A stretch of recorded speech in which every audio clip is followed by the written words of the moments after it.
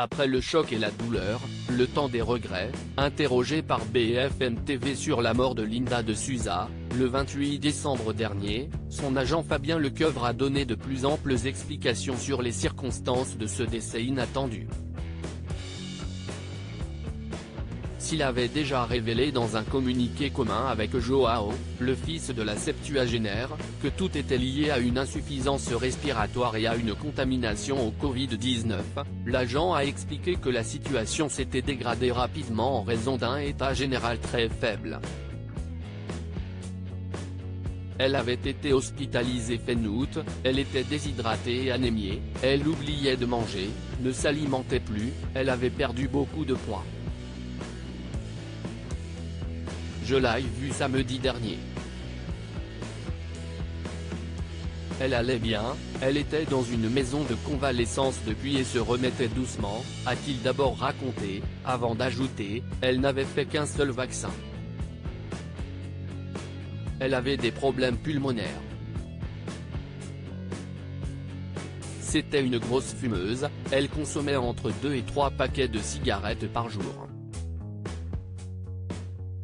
Un état déjà faible, qui avait causé sa réconciliation avec son fils ces derniers mois, mais auquel s'est finalement ajouté le Covid-19 dans les derniers jours de sa vie.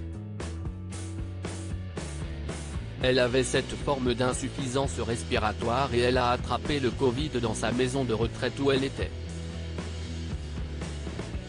Et elle a été transférée ce matin, un peu tard à mon sens, même si le reste du personnel hospitalier a été merveilleux à l'hôpital de Gisors, a révélé son ami.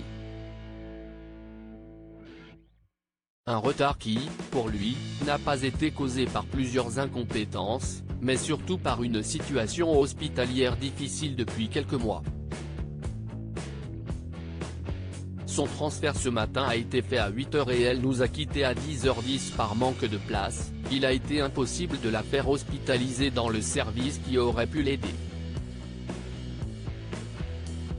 Jusqu'à ce mercredi matin, mais, hélas, trop tard. On le sait, on souffre aujourd'hui en France d'un manque d'hôpitaux, manque de personnel.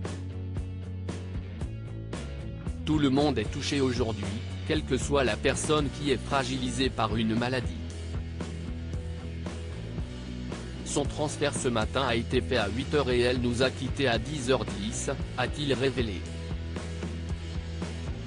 Une fin difficile pour une chanteuse dont la vie a été parsemée d'embûches.